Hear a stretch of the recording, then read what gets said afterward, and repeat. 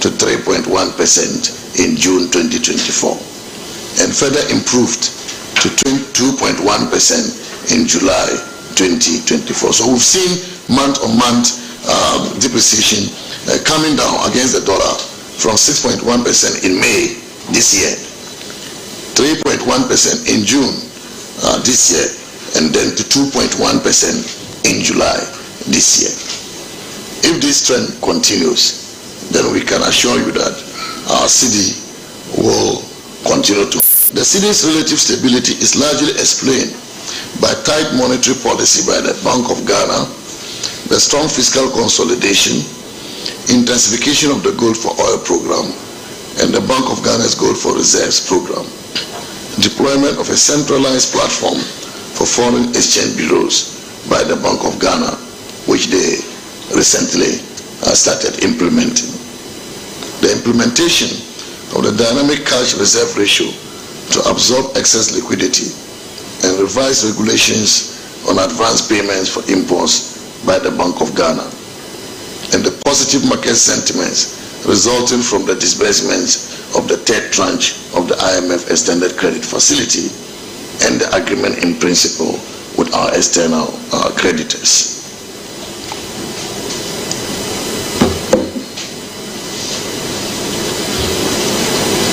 It is envisaged that the following expected inflows and signals would also help to improve the supply of forex and or exchange rate stability going forward. An expected $360 million disbursement, which we are expecting from the IMF after Ghana successfully concludes the upcoming third review of program implementation.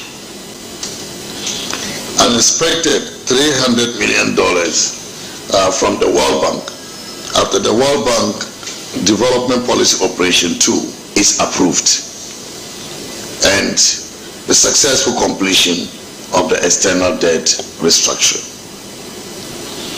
I want to take this opportunity to clarify that as part of measures to improve the financial viability of Cocoa Board, government for the 2024-25 crop season will be sourcing funds through the syndication process and other alternative sources. On interest rates, since the beginning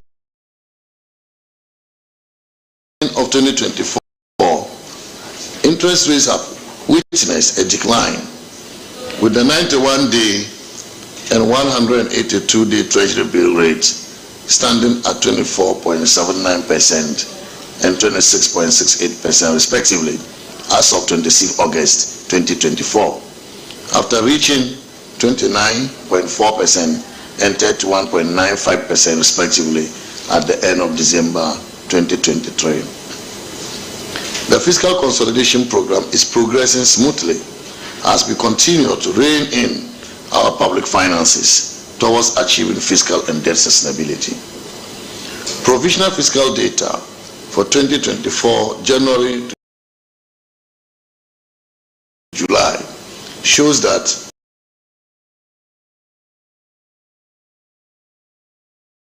total revenue and grants at the end of the period amounted to 89.4 billion Ghana cedis. That is 8.8% of GDP. And this is 0.7% above the program target of 88.7 billion Ghana cedis, which is 8.7% of GDP. So what it means is that revenue exceeded the target year to date. This represents a nominal year-on-year growth of 27.5% and 50.4% of the revised total revenue budget for the year. Total expenditures on commitment amounted to 114.1 billion Ghana cedis, and this is 11.2% of GDP. This is 2.8% below the budgetary provision of 117.4 billion Ghana cedis, or 11.5% of GDP. Again, what it means is that expenditure is below target. So while revenue exceeded target, expenditure is below target. The consequence is that overall budget deficit will be an improvement on what was programmed for the period. So accordingly, the overall budget deficit on commitment basis was 24.8 billion Ghana cedis, 2.4% of GDP, against the target of 28.7 billion Ghana cedis, 2.8% of GDP. And so you can see the overall budget deficit reflecting the improvement in revenue and also the containment of expenditure. Ladies and gentlemen, I am pleased to provide an update on Ghana's public debt developments. As of July 31st, 2024, Ghana's provisional nominal central government debt stood at 761.1 billion Ghana cedis, equivalent to 51.1 billion US dollars. This represents a nominal increase from the previous to $53.5 billion. The increase in cedi terms and the decrease in US dollar terms is attributed to a combination of factors, including cedi depreciation, disbursement from multilateral institutions, and domestic financing of the budget. Now let me provide updates on the external debt restructuring program. Ladies and gentlemen, we are pleased to officially launch our exchange offer in the coming days, marking a critical step in our external debt restructuring journey. The exchange offer reflects the terms agreed in principle with our bondholders on 24th June this year, including important concessions which the bondholders made to Ghana, ensuring a fair burden sharing between our domestic, official, and commercial external creditors. The exchange will be open for 21 days, and we count on the full support of our bondholder community, both abroad and in Ghana, to reach high participation levels. We expect that all of our outstanding bonds will be exchanged for our new bonds, where investors can choose between two options: a par option with no nominal haircut but low interest rates, and a disco option with a 37% nominal haircut but higher interest rates.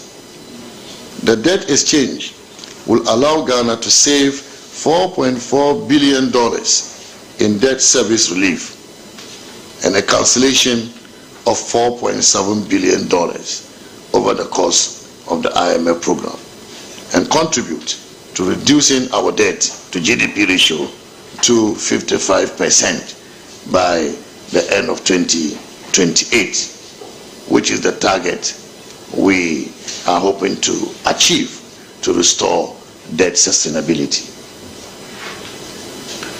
We thank the bondholder community for their support and hope that the successful exchange will pave the way for a normalization of our relationship with the international markets. I must indicate that government has taken steps to ensure the completion of strategic infrastructure that have been impacted by the debt operation. Our efforts have enabled us to complete the Prempeh the First International Airport, the Afari Military Hospital in Kumasi, as well as the Yakubu Tale International Airport in Tamale. This week, ladies and gentlemen, the President card sought for the Accra-Tema Motorway Redevelopment Project. And 2 days ago, I also visited the Kasua-Wuniba Road project site with the Minister for Roads and Highways. And as you also know, the Adenta-Dodowa Road is progressing. All these projects are funded, fully funded from the national budget.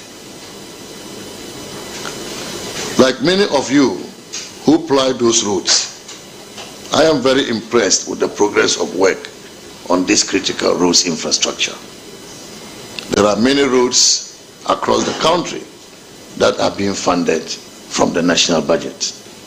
And so far, ladies and gentlemen, from January to June, we've spent 10 billion Ghana cedis on road infrastructure alone. So this government is really committed, as demonstrated by the levels of investment we are making to improve movement of goods and people across the country. As I indicated also in the 2024 mid-year budget, we are working with our partners to implement the Economic Roads Improvement Program, which includes the Accra-Kumasi Road. This is part of our broader strategy to open up the country for trade, for tourism, and for regional integration. And we all understand the contributions of roads to growth, to growing the economy for the benefit of our people. I will now provide updates on payments to defunct asset management companies. Ladies and gentlemen, we had indicated in the 2024 mid-year review of fiscal policy presented in July 2024 that Cabinet had granted approval for the disbursement of an additional 1.5 billion Ghana cedis to provide relief and bailout for those whose funds have been locked up in the fund management companies.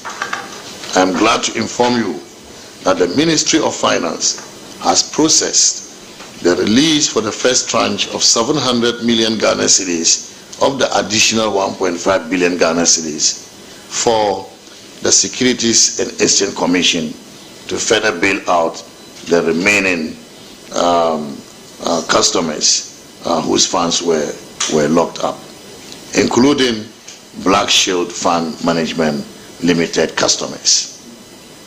Yesterday, I instructed the Controller and Accountant General to release the funds to mitigate the stress on affected persons.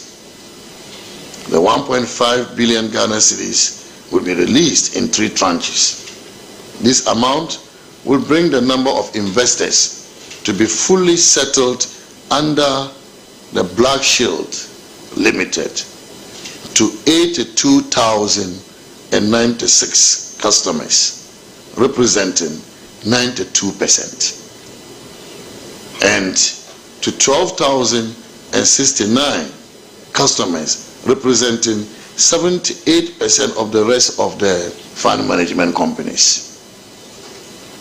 This will bring the total number of investors fully settled under the bailout scheme to 94,165 customers, representing 90% out of the total validated claims of 105,178 customers.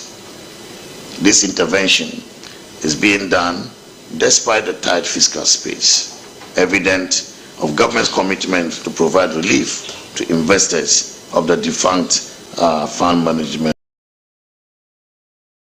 companies, especially the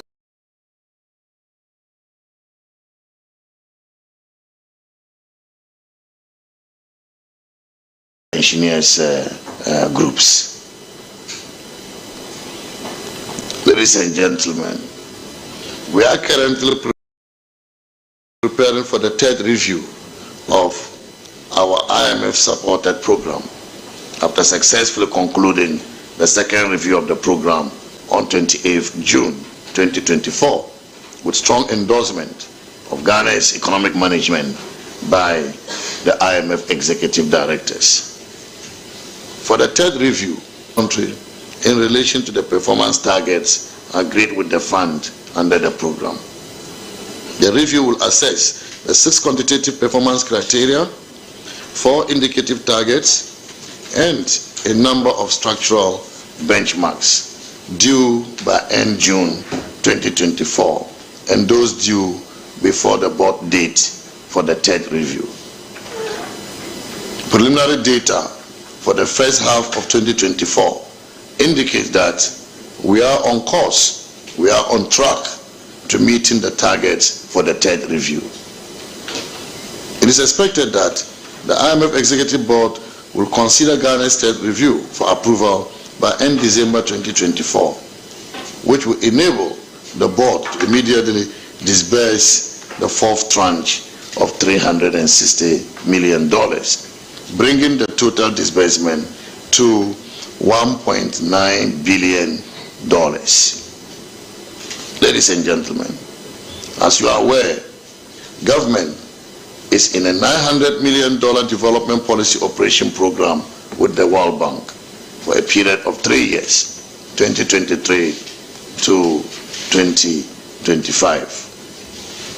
This is to support the budget and the implementation of key reforms aimed at restoring fiscal and debt sustainability, supporting financial sector stability, as well as private sector development, to improve the energy sector and also its financial performance, as well as fostering resilience to shocks and climate change. Following the achievement of the first set of reform actions, the first tranche of financing under the development policy operation amounting to $300 million was disbursed by the World Bank in March 2024 to support the budget. Government is currently implementing the second set of reform actions that will result in the disbursement of the second tranche of the funding under the Development Policy Operation Series. Significant progress has been made by all implementing MDAs towards the achievement of the reform actions. 5 out of 10 actions under the Development Policy Operation 2 have been achieved so far, with the remaining at various advanced stages of completion. There are, however, 4 legislations pending parliamentary approval that are critical. These legislations are critical to the approval and disbursement of the second tranche of the DPO series. These are the Social Protection Bill, the Environmental Protection Authority Bill, the amendment to GIPC Act, and the LI on independent power purchase. We are working with Parliament with the expectation that all these outstanding legislations will be passed by the House during the recall to help fast-track the achievement of all actions necessary for the disbursement of the next tranche of $300 million. Ladies and gentlemen, let me now touch on the drought conditions or dry weather conditions in selected regions of Ghana and the impact on food production and food security. And luckily, I'm starting this noting that the Minister for Food and Agriculture is here. On Monday, 26 August 2024, government, through a press engagement with the Minister responsible for Agriculture, but also joined by the Minister for Defense and facilitated by the Minister for Information, updated the country on the recent occurrence of dry weather conditions in the 8 regions of our country. 5 regions in the north, northern, upper east, northeast, savannah, and upper west, and 3 regions in the transitional zone of Ghana, namely Bono, Bono East, and Oti. We are mindful of the negative impact of the dry spell on agricultural production, food security, jobs, income, and investment of farmers, but also on macroeconomic fundamentals such as GDP and food inflation, among others. As has been announced already, the potential impact of the dry spells on the livelihoods of our people is going to be great. And this is why we consider this situation an emergency situation that requires the quick response of government. Government has put in place some emergency measures as a result of this to mitigate the impact of the spells on livelihoods and on the economy in general, and to prevent food shortage in the country. We are working hard to ensure that this near drought condition does not disrupt the country's IMF supported program. Government is implementing the following interventions to avert the crisis and mitigate the impact of the crisis on the people and on the economy. A temporary ban on exports of selected grains, including maize, rice, and soya bean. Mopping up stocks from local farmers to ensure that farmers do not suffer adversely from this ban. Importation of grains, including maize and rice, and poultry feed to stock up. Drought relief support, where cash transfers will be provided to the affected vulnerable farmers to partially compensate their losses. And input support, where affected farmers in the north and in the south will be provided with inputs to enable them replant when the rain starts and to boost production during the minor season in the southern part of our country. These inputs include fertilizer, urea, maize, seeds, and rice seeds.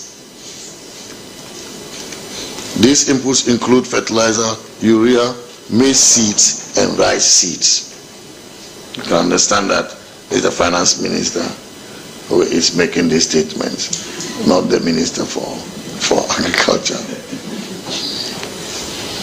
The total cost of these proposed interventions, ladies and gentlemen, is estimated at 8.3 billion Ghana cedis, equivalent to $522.2 million.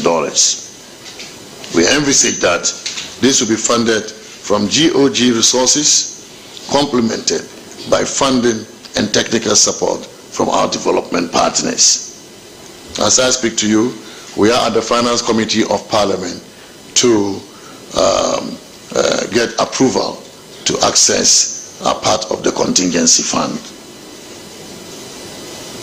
Ladies and gentlemen, government has put in place an effective governance structure to ensure we address this situation to minimize its impact on the people of Ghana and on the economy, and to ensure that there is accountability of all the resources that will be channeled towards addressing this crisis. Number one, His Excellency the President has tasked the ministers for food and agriculture and for finance to oversee the implementation of measures to address the situation. And number two, a technical task force with membership drawn from the Ministry of Finance, Ministry of Food and Agriculture, and development partners has been constituted to monitor the mobilization and use of resources for the implementation of the programmed intervention as part of measures to ensure transparency and accountability. Ladies and gentlemen, government also continues to invest significantly in the development of irrigation facilities, small egg dams, and boreholes in the northern, upper west, upper east for production, such as what we are experiencing now. Government remains committed to advancing the economic enclave projects under the Ghana Cares program, which is set to revolutionize agriculture by attracting private investment and leveraging development partner resources. The EEP, that is the Economic Enclave Projects, aims to develop large-scale grain fields that will serve as the food basket of the country and the sub-region, with the private sector leading the charge. I'm now going to conclude, ladies and gentlemen. As we reflect on the progress we have made, it is clear that our collective efforts are steering Ghana towards a path of sustained recovery and stability. The strides we've made in fiscal consolidation, debt restructuring, and economic reforms are not only yielding positive results, but are also laying a solid foundation for future economic growth. The implementation of the IMF-supported program, coupled with our resolute commitment to sound economic policies, is driving the resilience and robustness we are witnessing in our economy. The steady decline in inflation, the relative stabilization of the cedi, and the positive momentum in economic growth all point to a promising trajectory. Our achievements on the debt restructuring program, both domestic and external, highlights our commitment to restoring fiscal stability and ensuring debt sustainability. The support from our international partners and creditors, alongside our own strategic measures, have been instrumental in navigating these complex challenges. In accordance with Article 180 of the 1992 Constitution, and in line with existing conventions, ladies and gentlemen, government has commenced the preparation of the annual revenue and expenditure estimates for the 2025 fiscal year. From these estimates, the 3-month expenditure in advance of appropriation will be developed and submitted to Parliament for approval.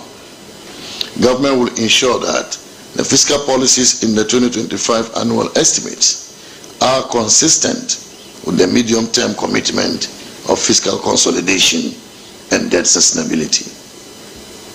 Ladies and gentlemen, we recognize that organized labor has kept faith with government, and we appreciate the continuous goodwill we receive.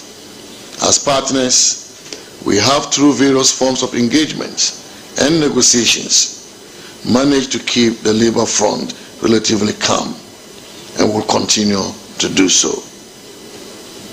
To build a vibrant ecosystem that will support the development of skills among the youth, a digital youth hub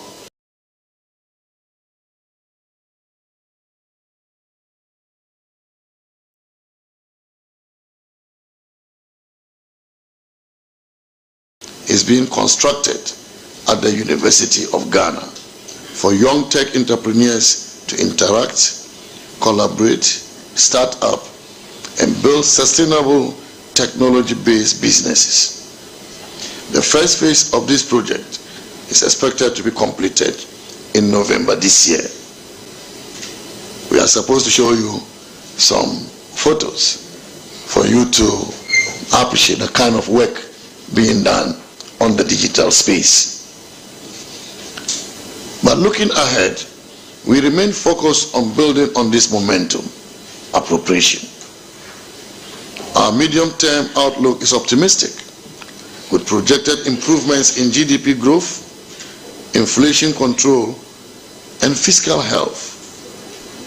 The government's dedication to social protection, structural reforms, and prudent public finance management will continue to drive our efforts towards sustainable development. We are mindful of risk to the outlook, including the impact of the dry spell on our farmers and on the economy. We have put in place an elaborate plan to ensure that we address this issue so as to minimize its impact on the people and on the economy. I wish to thank you all for your continuous support and partnership as we work together to achieve our vision of building a bright future for all Ghanaians. Especially, let me thank you, members of the media fraternity, for your great partnership and solidarity with us as you help us carry our good news of progress, our good news of proper economic management, our good news of accelerated growth, and our good news of improvements in the living conditions of our people. I thank you very much for that support. And to all of you, may the Almighty God bless all of us and bless our country. Thank you.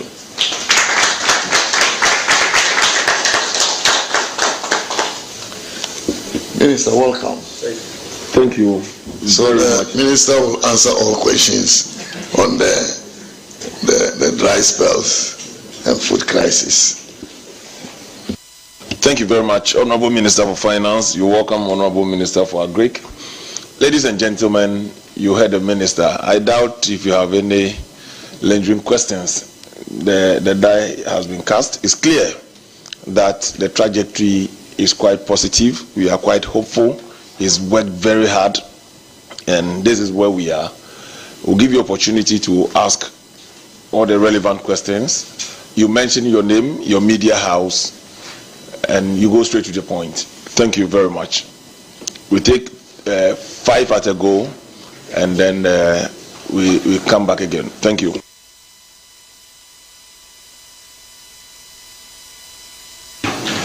Hello. Okay. Thank you very much. My name is Nanoya Ankra. I work with Asasi Radio. Minister, for the first time in 32 years, the finance minister spoke about expected forex and didn't mention the cocoa syndicated loan coming in. But it's a worry for a lot of people because Cocoa Board announced somewhere last week that it is going to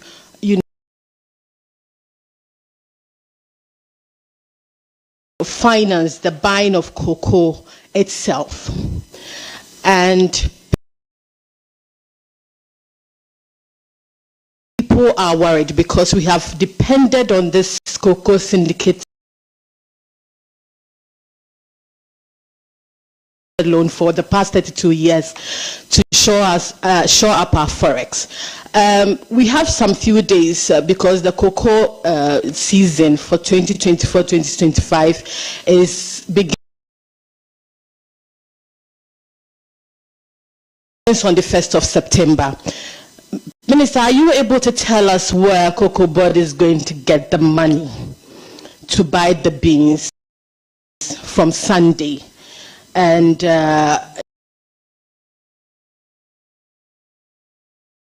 if possible, tell us if Cocoa Board is ready to do that. My second question is, you mentioned importation of food. I'm glad the Agric Minister is here.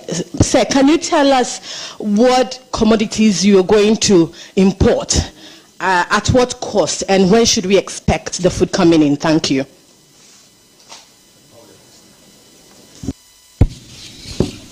My name is Emmanuel Bruce from Graphic. I think if I heard the minister right, he mentioned that we'll be relying on the syndication loan for this year. So I wanted to find out, as a sector minister, is it that Cocoa Board did not have any conversation with you before making that announcement? And then if we are, how much are we looking at? And also you mentioned alternative sources. What exactly are these alternative sources? How much are we looking at raising from them? What is the update? Thank you.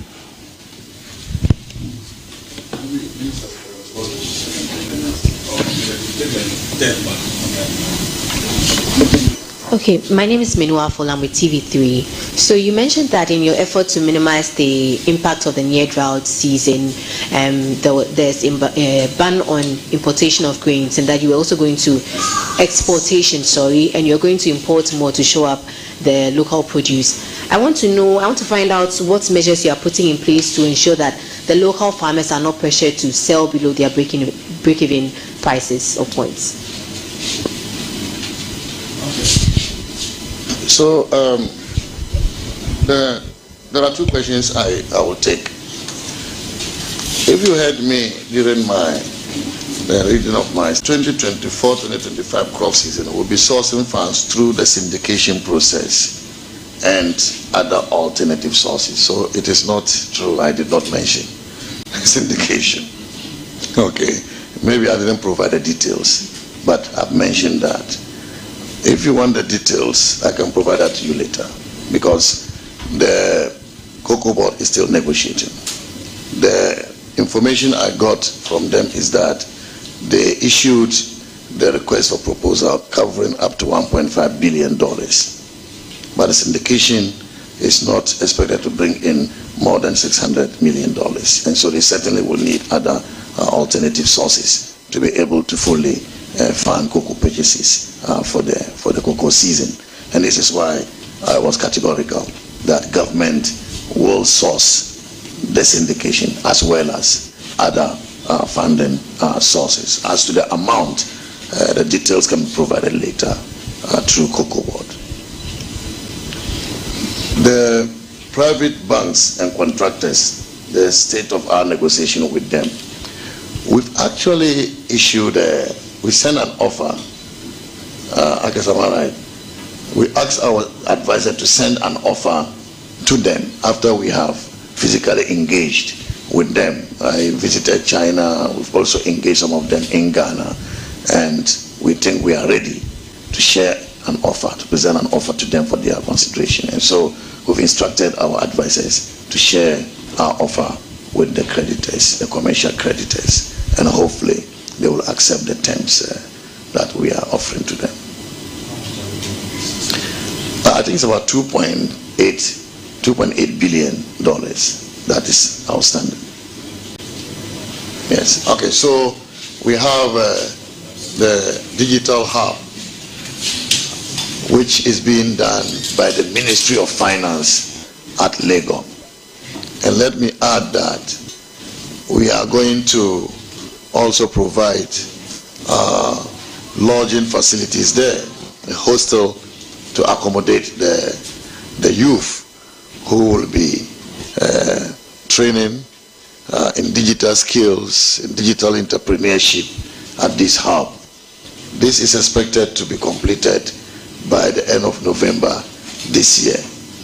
And we've also agreed to provide an endowment fund of about $5 million United States dollars to support the operationalization of this hub, so we can leave a lasting legacy for the youth of this country that are looking for jobs, and not just jobs in this digital economy that is consuming the whole world. And so we are ready, Ghana is prepared, and we are going to support our youth to take up placements in the digital economy, not just in Ghana, but opportunities across the country. And so, ladies and gentlemen, at the appropriate time, hopefully in 2 weeks or so, we will be taking you around to see the work that is being done at the University of Ghana. We can take our responses from the Minister for Agriculture on questions relating to the food crisis. One of the alternative sources that want to know whether you are looking at. I said Cocoa Board will provide the details. Yes, I said that.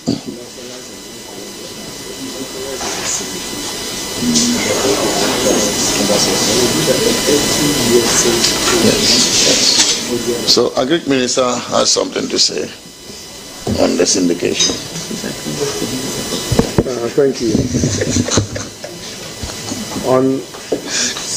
On matters of Cocoa Board and strategy, every year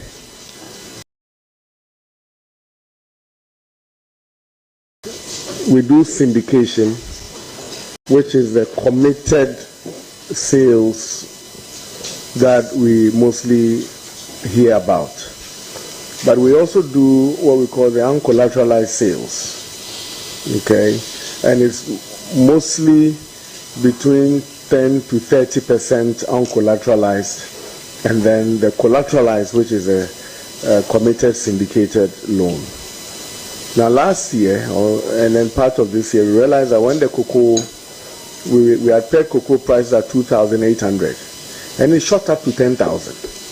And we had committed ourselves to contracts at that 2,800, okay, that we couldn't come out of. So the strategy, and then of course those uncollateralized portions, we were getting the benefits of the high market prices. So the strategy was that let's flip it, okay, to a more uncollateralized sales and then a reduced syndication. But because you always hear that we've gone to syndication and we have 1 billion, 1.2 billion, the mindset is that that is the only way we sell our cocoa. but it is because that is the majority of our sales. All we are trying to do is as a strategy, to flip that, okay, and go into more uncollateralized sales, so that when there's an uptick on the world market, you can benefit from that spot sales. So it doesn't mean that we're going to run away from syndication, and that's why the finance minister has been saying that we are still going to go on the syndication market. But the prayer is that for the farmers to benefit more, okay, and looking at the trajectory of the world cocoa market price, then we should try and do more of uncollateralized, because you go and commit to a syndication of all your crop, and then now it goes to 10,000, you commit at 2,800, it goes to 10,000. Your farmers are seeing that the world market price is 10,000, and then they are asking for more money. Meanwhile, you have committed at the beginning of the farming season to a lower price. So that is really the strategy that we are pursuing, and that is why the finance minister said originally we were looking at about 1.5 billion, but we are hoping that we can scale it down to about 6 million and look at the uncollateralized market. And that the uncollateralized market means that those who process our cocoa, the big ones, we're going to deal with them directly at the world market price, and then we can get more benefit for our farmers. So the alternative sources of funding is not banks, or is just dealing directly with the market players, the processors. And I'm sure I don't have authorization to mention their names, but we know who the big processors of cocoa are. It's just dealing with them directly. Okay, you supply them the beans, they pay you your money, you are able to give more value to your farmers.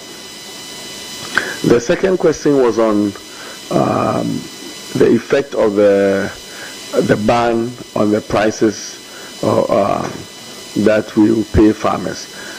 We did ask that Ghanaians bear with us, especially farmers farmers don't export their crops to out of town. Farmers don't do that. 99.99% of farmers don't export their produce outside. It is the aggregators.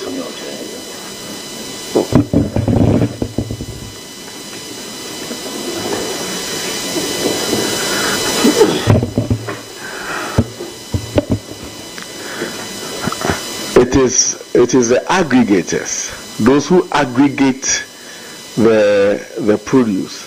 They are the ones that export the crops, not the farmers. Okay, so the idea here is that there's really not much grains in the system anyway. Okay, so the little that we have, let's protect it for the benefit of Ghanaians. And we are not saying that if you are a farmer and you have grains, now you don't have anywhere to sell it, come and sell it to government for cheap. That is not what we're saying. There's a market price.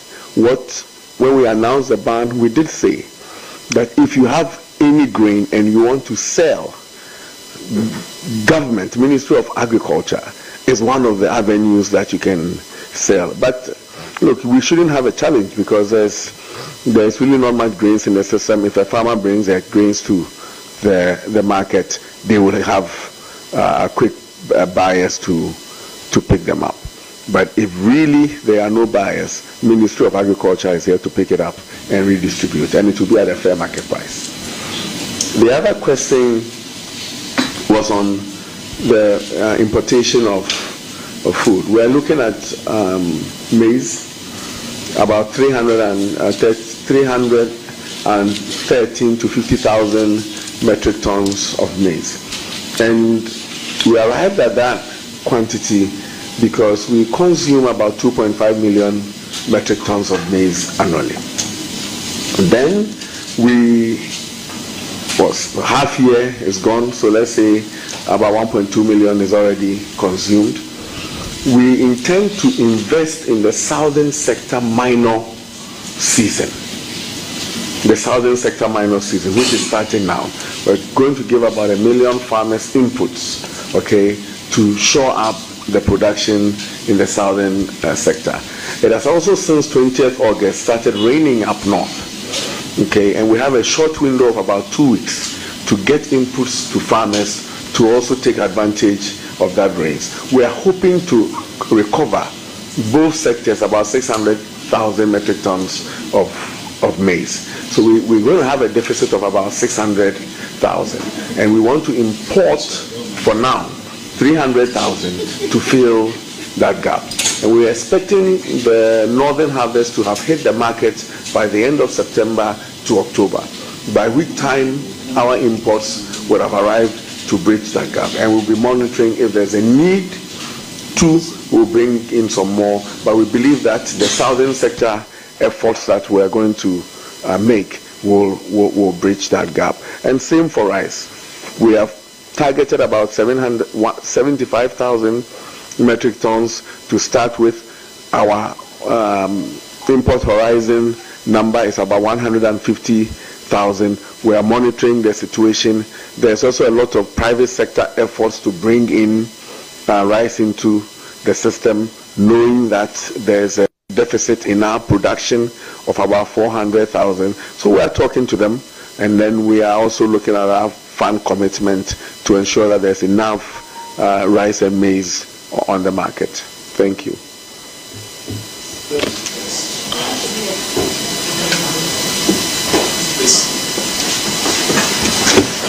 My name is Neil Atelate from City FM Channel 1 TV. Minister, we are going into the contingency fund for some 500 million Ghana cedis to help tackle the drought situation on our hand. I want to find out specifically what are we going to use this 500 million Ghana cedis for, and also what is the plan for replenishment. I'm asking this question because of concerns raised about monies that were advanced from the stabilization fund to the contingency fund during the COVID era. So if you can give us an update on that as well. Also, we are quite optimistic about turning around when it comes to the depreciation of the cedi. Yes, of course, the depreciation rate 18% compared to 22% last year. But last year when it was 22%, the cedi was around 11 cedis to $1. But now that we are talking about 18%, it is hovering around 16 cedis to $1.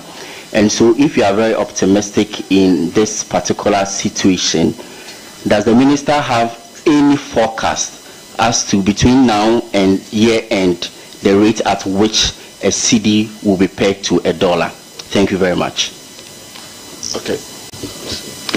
My name is James Ashen from Joy Business. So my question had to do with the IPPs. The last time we've been told you've reached agreement with 5 of them. I just want to know the state of the rest, the IPPs. Yes, and also I just want to also know our external debt discussion, especially the bilateral commercial creditors, as to whether we can finish before December. That's all. All right.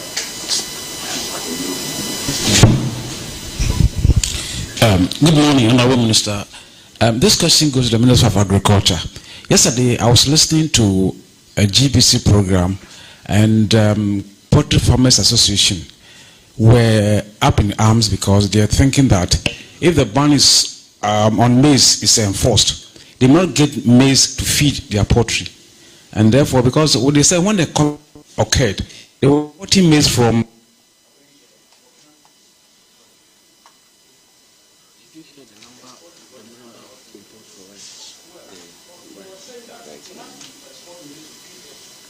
the maize was 350,000. I remember I wrote it down.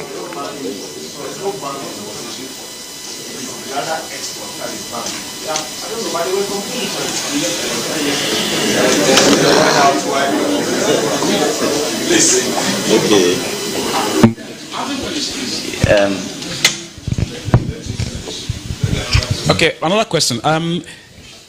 People are saying that Cocoa Board is owing some people that have taken the loans from, and so because they're not able to pay, that is why they are struggling to, as it were, get resources to purchase this year's cocoa. I don't know how true it is, because they say they are not able to pay their debtors. So their creditors. Well, people that gave loans to the syndication distance. That's what they are. Let me caution that we have to be specific about our questions. In the realms of speculation, it's difficult for the minister to also go into the realms of speculation.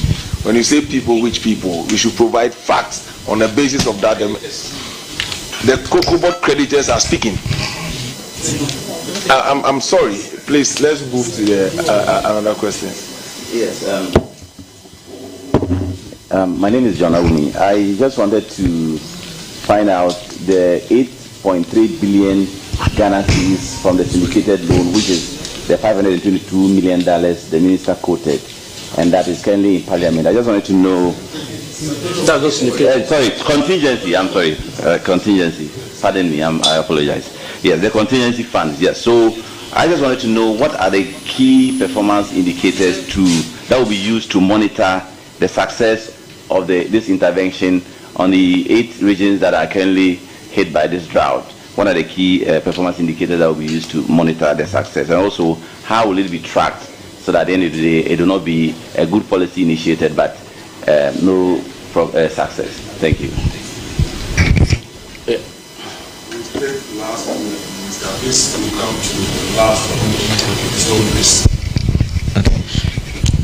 Thank you very much. My name is Edem Kujo. I work with GH1 TV Star FM.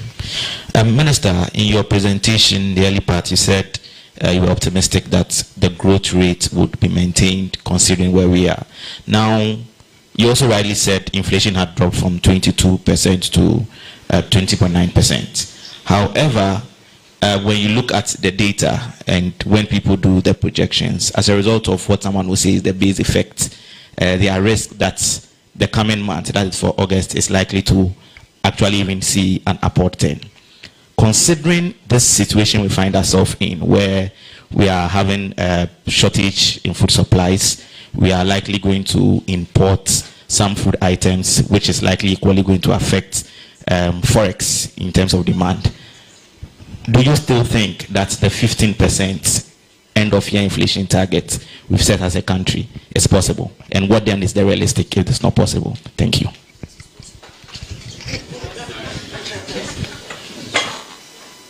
All right. Pacho, your friend me boss, Adom TV. Me person me bisa se usha turenche ma siwo srim ene miamia hudu ansuo ntoni ade na anamombe ne yetu minim se soafo na ka bebre se abane de niam bia gu akwam ne ade. Aside that no exporter ya se ya band no daban na sa expiry date meba ya ka se yamfa nko ana se yamfa niam nko amanone ne ade no. Is there a time frame for it and answer time behind you?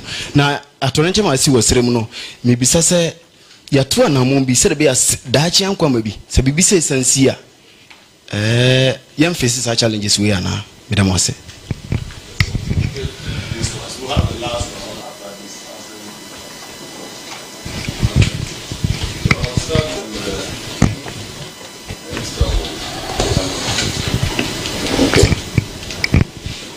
So first of all, the contingency fund.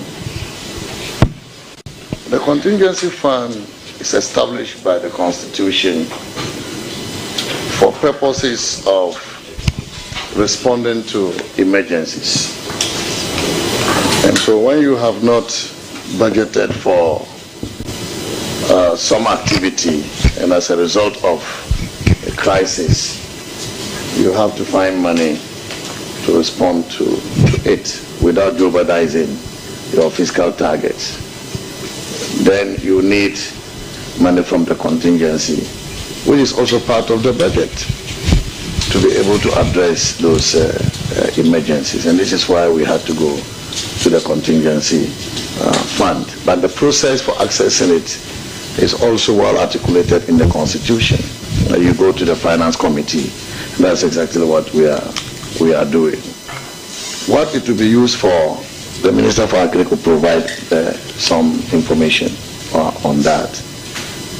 But as far as the replenishment, you see, the Constitution provided for the contingency fund, but the resources that go to the contingency fund is defined in another law, the Petroleum Revenue Management Act. And the law says that when you have excess over the stabilization fund, part goes to the contingency fund and part goes to the sinking fund. And so it is not something you can just take money from somewhere to replenish it. The replenishment is over time as you see excess over the stabilization fund. And so anytime we have that, we are compliant. There is nothing we can do about the law. We have to replenish.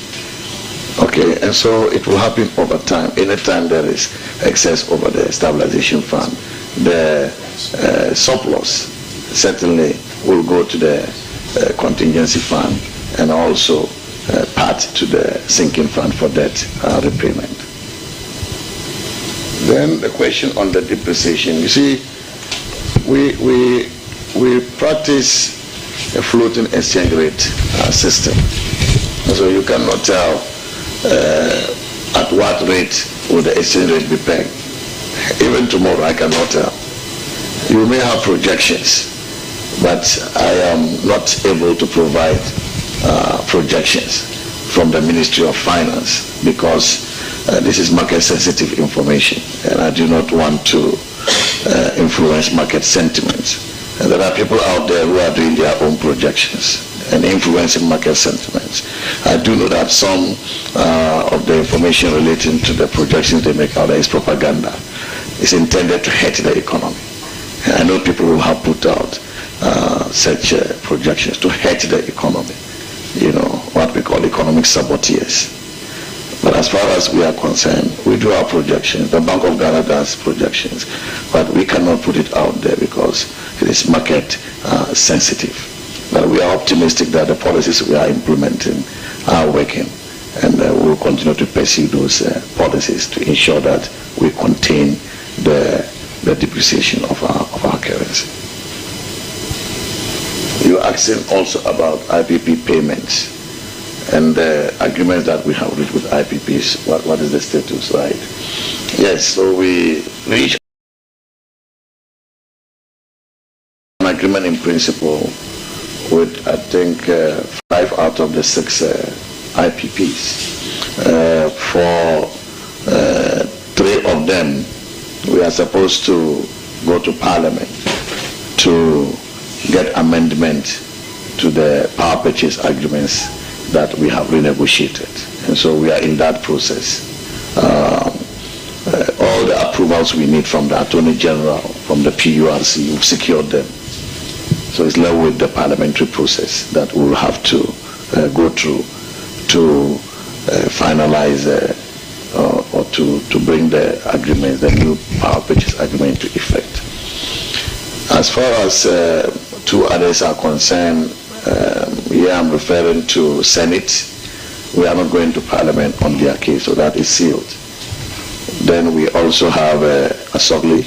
ECG has finalized negotiation with Asogli. They've just written to me, they inform me the details of the negotiation. And so that one is also not going to Parliament. So in that case, once I'm satisfied with the terms negotiated, we will be done with Asogli.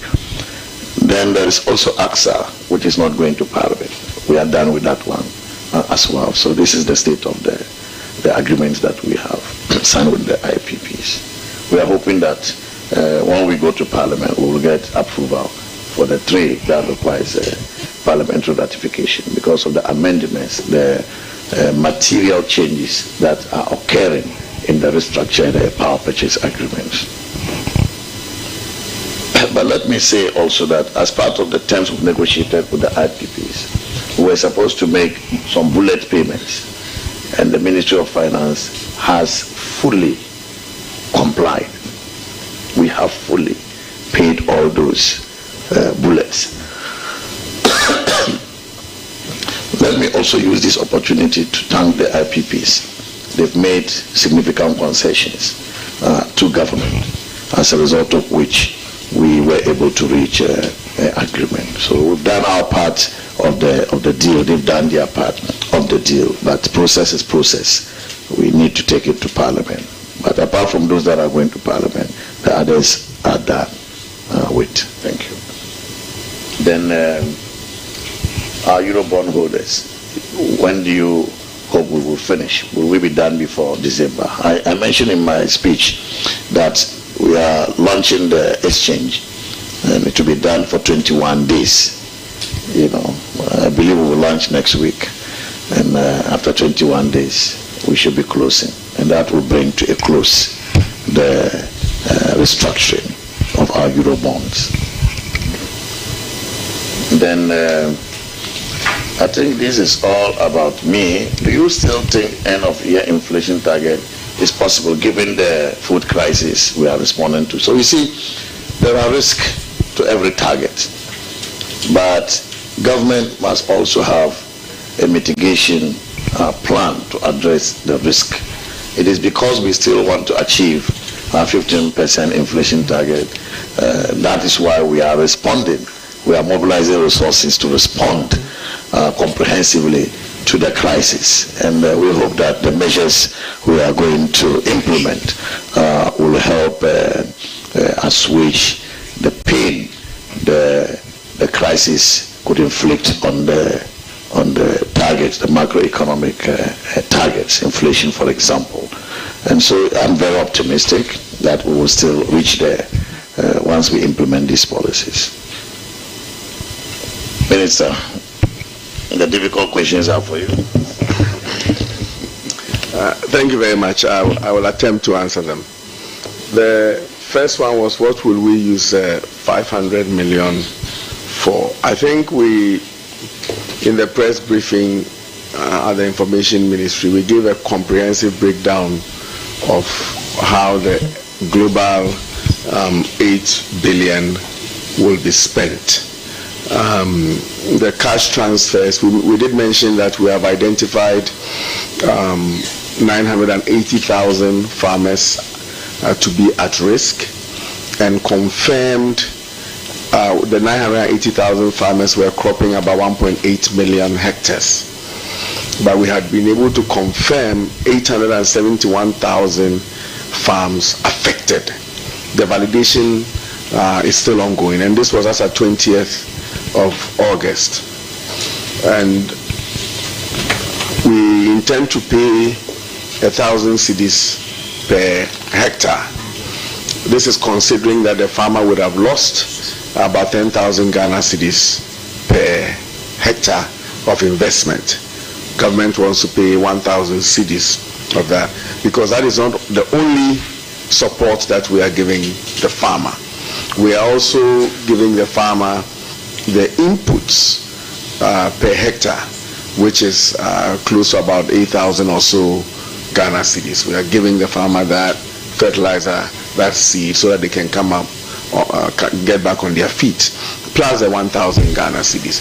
We are also giving the farmer food grant, because it was expected that whatever they harvest will take them through to the next planting season, because they have only one planting season in the Savannah zone, not the Savannah region, in the Savannah zone, and the top half of the transition zone, which is Bono East and OT. They only have one planting season, and whatever they harvest, they keep and feed for 1 year. But because we are giving them the inputs to take advantage of this short window of rain, we are expecting that they will recover something. But that notwithstanding, we want to give them some food grant. So 1,000 cedis, seed and fertilizers, and then the feed grant, in the hopes that will restore them. So a portion of that money, the 8 billion, is going to cash transfer of about, as at 20th August, validated 871 million, inputs 4 billion, importation of rice 1 billion, maize 1.4 billion, and then poultry feed about 250 million. That is 8 billion. We have a commitment coming from the contingency fund of 500 million. So we will apportion it to these areas, not in equal proportions, because some of the items are being, for example, imported at a go. So whatever we get from the agri budget, from the contingency fund, from other allocations that the ministry makes, we will apportion them to whatever we are dealing with. The second question is, what time are we going to lift the ban? We have to monitor the situation. We are hoping that this thing will not travel for more than 6 months. We are monitoring the situation. We have to be fully stabilized, including having some stock in our reserves to be able to respond to any such situation in the future without falling 100% on import. So we want to be able to harvest what will come in, plus what our imports will be, and have some resilience. We also have to talk to our neighboring countries. You know that there's a ban in Burkina in effect on the export of their grains. There's a ban in Cote d'Ivoire. There's also a ban, I think, in Nigeria. Togo has not announced a ban, but the way they are enforcing, they are restricting the export of their grains without announcement. They have their own tools to deal with it. So effectively, it looks like all our neighboring countries, nobody is allowing grains out. So we'll monitor the situation, but we believe that we will come out of this situation by November. We should be home clear when the northern harvest comes in and the southern sector comes in, and then the imports comes in. By November, we should be home and dry. So we'll monitor and we'll apprise the nation. Do we have a system in place to monitor it? Here at the ministry, at the government level, the president has set up a team co-chaired by the Minister for Finance and myself. And that is why I'm here. I've reported for duty to account to the people, and that is exactly what we are doing. This will not be the last. The other aspect is that there's a technical working group made up of the Ministry of Agriculture, Ministry of Finance, the development partners, chaired by the World Bank. They are coordinating a technical group to also help us out of this situation. There's a strong oversight. As we speak, they are camping in my office at the Ministry of Agriculture, cranking the numbers, validating the farmers and the likes. In terms of delivery to farmers, we have one of the most transparent systems developed. And we tried and tested it when we gave the grant inputs to farmers. We call it the Ghana Agriculture and Agri-Business Platform, which is an extensive integrated platform with about 20 modules working. The farmer module is where we register a farmer linked to your Ghana card with your farm mapped. So we link you, take your details, and we link you with your farm. So in this case, if you are not standing on your farm, evidence of farm destruction, and you cannot go and stand on a piece of football park and take a picture and upload on the system. No, if the picture is not taken within that polygon in itself, it will not allow you. That pic evidence must be captured on the system before you can become a beneficiary or receive any of the food grants and cash grants. So it's a very transparent system of delivery, and a system that we will be able to account to Ghanaians anytime we are called upon to do so. That assurance we can give Ghanaians. Thank you. I'd like to add that as part of medium-term measures, the government has purchased an insurance policy against future droughts in the northern region. We have purchased an insurance policy by which we are paid a premium of $1 million, and the payout will be $5 million when you experience such droughts. And this will cover smallholder farmers in the northern region. So this is one of the instruments that we are using, in addition to the irrigation projects that are being done, the small dams that are being dug around the enclave, economic enclave project that we are implementing. These are all measures to build our resilience against droughts and other such unforeseen crises. Yes, thank you very much, sir. Honorable Minister, it's always a pleasure listening to you give out the numbers and the facts. I'm going back to the cocoa. The cocoa issue is like threatening to take the answer away from the main core issues you've raised. But you remember that last year, Cocoa Board had to borrow about $200 million from the traders in the market, and that was due to a delay, as quoted, a delay in assessing the $1.5 billion indicated loan. Now, when you look at the performance of crop itself in this season, you realize that it's quite slowed down. And then the projection is also that the coming year it will also slow down. Then you relate this to the rate at which how much we got last year came. You realize that there is a relatively higher, interest rate on what was borrowed last year. And then our information from the market is that the market is quoting even a higher rate this year, for any money they would like to lend to Ghana Cocoa Board. And I would like to know whether this, interest rate thing has played any role in, the decision to kind of stagger how much we are taking from the market today. Then specifically to the Agric Minister, Honorable Bernard Champong, you realize that over the past 7 years, a lot of investment has been talked about into, developing crop production.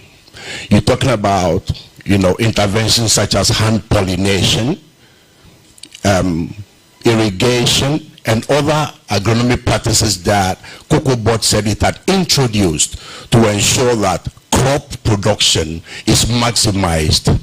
However, over the same period, you are beginning to see, certain disturbing developments in the cocoa sector, to the point that, cocoa has been the backbone of this country.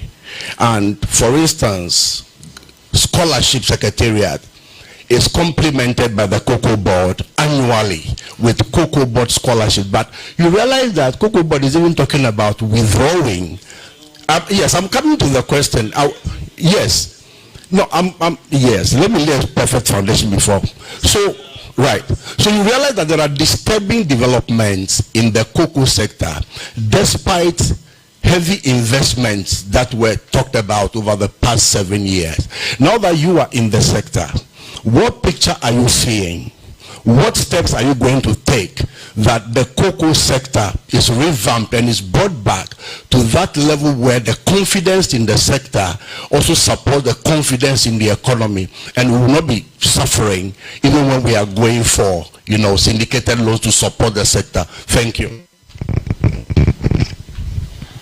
This is loaded, so let us respond to this. Well, we can debate the benefits of syndication, the superiority of syndication versus domestic sourcing of funds. We can debate. We don't need to agree, right? But what I know is that with the syndication, the hard dollars don't even come into Ghana. It's usually the signal effect which impacts on our forex. The exchange rate is mostly signal effect, but the dollars are out there in the financing banks. Okay, with the local sourcing, the dollars will not come because you are sourcing the fund locally to buy the cocoa, sell the cocoa, and they pay for the cocoa dollars coming into the country. And so you are going to have a signal effect, versus physical dollar in the economy. So we can debate it. Both have advantages, but the one that will serve our interest better for us is the local sourcing, because that is what will make sure that the dollars actually arrive, so we can meet our dollar needs, as opposed to saying that we are giving you $1 billion US. The signal effect, yes, will affect our exchange rate, but the dollars do not come into our banks. Okay.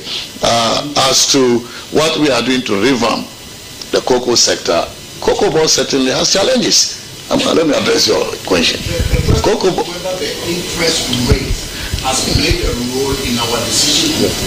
The minister will address it, because I believe you haven't seen any of the term sheets to know what interest rate, but the minister will talk about that. I don't even want to encourage the minister to talk about that, because the interest on the term sheets are confidential information. They are still negotiating to arrive at the syndication amount. So I will not encourage the minister to put out the interest rate there. But how are we revamping the sector? We all recognize that Cocoa Board has challenges.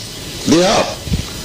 But we have to address those challenges, and we'll be working around it. Even the IMF has shown so much interest in the affairs of Cocoa Board, as a result of which we had to work with the Cocoa Board to develop a turnaround strategy, which we are implementing together with Cocoa Board, also under the view of the International Monetary Fund. If you heard recently, Cocoa Board is reporting that they actually made profit for 2023. So the turnaround strategy is being implemented, and we are very confident that we will see major progress going forward on the operations of Cocoa Board. But Minister, yes, this is your sector. Thank you. I was thinking that we're going to get some applause from the cocoa turnaround strategy. It's working. They declared profit last year. I don't know or see any departure from the interest rate that Cocoa Board has been attracting since they started syndication. There's really no departure. The base, I'm not going to go into as advised by the finance minister, but the base is always determined by either LIBOR or SOFR, plus the margin. And if you go and look at the margin, which we can then negotiate and control, it's consistent with what we have been getting really since we started syndication. It is not fixed, but it's not really a far departure, as though because the fundamentals are weak, we are getting a steep margin that is affecting us. It is really affected by the base. And if you go and look at the SOFR and LIBOR rates, you will understand that SOFR currently is 5.35%. Whether you are a blue chip company or you are Kofi Menu from Nsawam, the SOFR rate is 5.35, and that is the base, the starting point, plus margin. And that is what is affecting. So if 4 years ago the SOFR plus margin was 3.5%, and then you go into the SOFR and the SOFR was 2%, then you realize that the margin is 1.5%. But today, SOFR in itself is 5.35%. Then you come and add your margin. So it is not as though interest margins have gone up because the fundamentals of Cocoa Board are that weak. But the fact that Cocoa Board is no longer giving scholarships is a reason why you should be happy knowing that the turnaround strategy is working. Because if we have free, Cocoa Board was giving scholarships to secondary school students. Now we have free SHS. So what is Cocoa Board's business then in giving secondary school scholarships? Do you understand? So the fact that you have free SHS and Cocoa Board is giving scholarship to, I'm a beneficiary of Cocoa Scholarship when I was at PRESEC Legon. Today, if I have a child at PRESEC, benefiting from free scholarship. So it is only prudent that because of free SHS, Cocoa Board withdraws from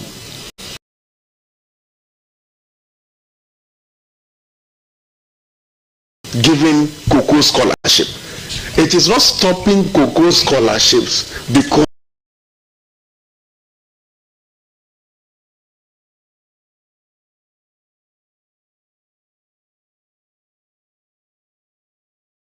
its financials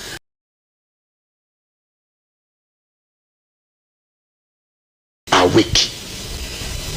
But it's because of the free SHS. That is why it's collapsing. Then again, for tertiary level students who are benefiting from scholarships, both GET Fund and the Scholarship Secretariat has been strengthened to deal with that situation. So I just want to make it clear that the fact that Cocoa Board is not giving scholarship is not because its financials are weak, but it's because free SHS doesn't make it prudent for them to continue to do that. Well, I think that is what you have heard over the years. And so typical of us, when there is a change, people have difficulty accepting a change. Of course, if you have a drastic change, and that is why we said that we are not abandoning the syndication. Indeed, last year, Cocoa Board had to return part of the funds they raised from syndication. They got the money and they had to return part of it to the banks because they had the traders. And so they didn't even need all the money they raised from syndication. But I don't think this was known to the public. And so when you hear that they are weaning themselves from syndication, which as a policy, government, we've said, yes, but it cannot be drastic change. It has to be gradual. And this is why I said that we are doing both syndication as well as sourcing alternative funding to purchase cocoa.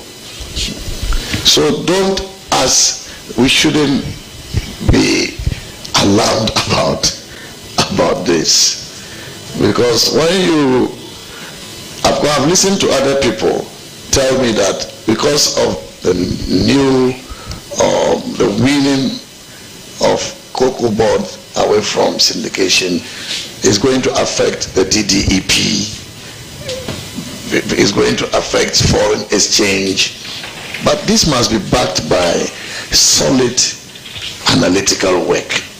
But if we speculate, we rather will be hurting the economy and not the change in the way Cocoa Board sources fund to buy cocoa.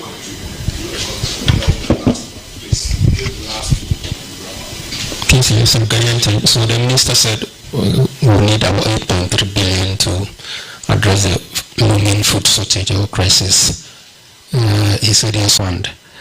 I'm asking, how are we going to address the shortfall and from which sources are you going to raise money to fund the expenditure?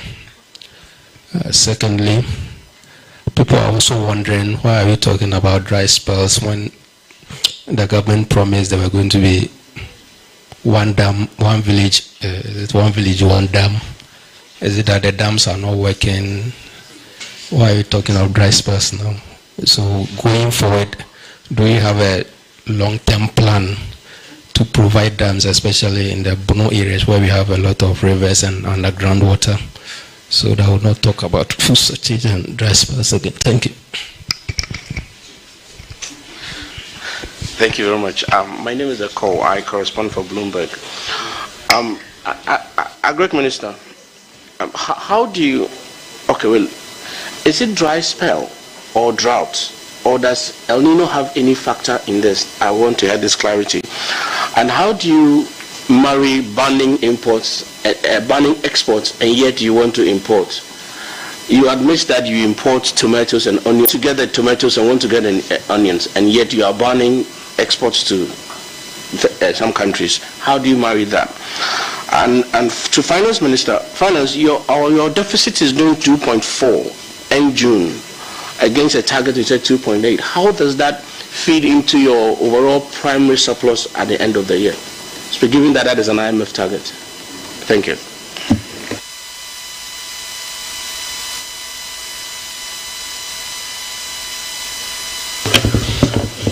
first question, the contingency fund and other sources. Of course, we are seeking to mobilize 8 billion Ghana cedis.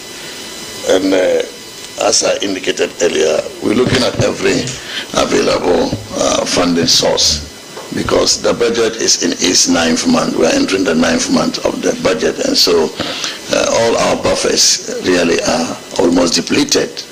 So we want the contingency fund 500 million Ghana cedis from that, and also we are repurposing the budget of the Minister for Agriculture up to 800 million Ghana cedis from his budget, the Minister for Agriculture's budget. And then we are also sourcing some 200 million from the Ghana Cares. We are also realigning some other budgets to secure some 500 million Ghana cedis additionally. So 2 billion Ghana cedis in all could be leveraged from budget sources. Now, our development partners are also providing support. We are looking to raise some $200 million from our development partners. We have visibility on about $155 million now, but we hope that by close of next week, we should have confidence in whether we are able to secure $200 million from them. Other donors, development partners are doing bits. You know, some want to do food aid. USAID, for example, wants to do cash transfer. They currently do about $1 million. They want to scale it up to cover more people. There is also a $30 million support the World Bank has been putting into LEAP, and we are discussing with them to increase the LEAP support from that $30 million US. So if you also donate as a good citizen of our country, we will take it so that we can ramp up to eventually getting the 8 billion Ghana cedis we need to address this crisis. And on this note, I use the opportunity to invite private sector in Ghana, Ghanaians, citizens, to come to the aid of our farmers so that we can collectively confront this challenge to restore confidence to our economy and also to ensure that we do not deviate from our growth trajectory. Then there is also a question on the deficit and primary surplus. We are on course on the primary balance. We are supposed to achieve a surplus of 0.5% of GDP. We are on course. As of today, the figures I saw indicate that we are about 0.2 percentage point, as am I right, away from the target. 0.1 percentage point away from the target for primary balance. And so given that we have 3 to 4 months left, we are very confident that we'll achieve the target for primary surplus of 0.5% of GDP. Mr. Brian. Thank you. I'm hoping that the Ministry of Agriculture can benefit from the primary surplus to deal with intervention. You have to take economic lessons from I think we have a dry spell. What we are experiencing is not a drought condition. It's not a drought, but it's a dry spell that has been extended, causing what we call, but it is not a drought. We've had some newspapers and journalists report that we have a drought situation. No, it's actually a dry spell. And this dry spell was actually predicted by the Ghana Meteorological Agency. So we knew about it. We knew that it was going to take some time. We did send an advisory to farmers, which advisory was interpreted differently. So farmers went ahead to plant, and this is where we are. Now we are importing and then we want to ban export, and that if that person had banned export, will we get the imports? Was that the import of the question? No, it's neither the import nor the export. The import is just a scenario where Burkina Faso and Niger, as a case in point, where we buy onions and tomatoes, and they also import some things from us. So if you are banning them, don't you think that we also lose that opportunity to also get some of the things we get for, especially Burkina Faso and Niger? No, we're fine. What we are talking about is state filling in a gap. Is a state filling. The private sector actors are bringing in grains all the time, and this year they will bring in more grains than even what we seek to bring as food grants. So I don't think that there will be any effect on trade being performed by Ghana. What we have is that we have to deal with a very short-term challenge, and we believe that by keeping the grains in country, we can use it to avert a major. We don't even have to import more. We're going to bring in, yet the little that we have, we want others to come in and take out. Look, last year we had a bumper. Last year we had a bumper harvest. The price of maize, for example, dropped from 400 to 145, 150 Ghana cedis. Last year, 50 kg bag. Okay, major intervention when we started the PFJ, all the things that we put in yielded the results that we wanted. What we saw was that a lot of aggregators were aggregating the Ghanaian grains that we had intervened to produce and aggregating for export. In fact, when the finance minister and myself went to Techiman, Kikintampo, and we were getting a briefing, the officer there was telling us that when the Burkinabés come and they bring large trucks to come and buy the maize from Afanan, I sent a letter for the officer to be fired. That you sit here, people come, you give all the farmers the inputs, the grant inputs, okay, and then others come to buy, that this cannot be done, and you sit here and you supervise it, and you are bold enough to even report to us, ministers of state and directors of the Ministry of Finance and Agric, that this is what, and I asked him, so what have you been doing about it? So anyway, it's said and gone. We know what to do. We are capable. We produce more maize than we consume. Okay, maize, we produce more maize than we consume, and we are putting up a silo, a 60,000 metric ton silo, to begin to store some of the harvest that will come in. So we are fine. The issue of, and I've answered this question yesterday. If you have built 574 small dams, why are you not able to deal with the dry spell? And I keep saying that one of the most successful things that we have done is these one village, one dams that we built up north. Why has it been successful? You just have to look at why we built them. We did not build 574 irrigation schemes, which is taking water from large water bodies and rivers into dams. That is an irrigation scheme to deal with planting on a larger irrigable area. So I'm building an irrigation scheme, for example, in Atonsu. I'm taking water from the Afram River 2 kilometers in to Atonsu, and I have 1,500 hectare irrigable land to use that water. The 574 dams that we built was for a different purpose. It wasn't an irrigation scheme. So if you go to the north, their rains are like flash floods. It comes in big, 2-3 hours, or in some cases a couple of days, and then it recedes, it goes off. Don't forget that they have this experience 3 months in a year.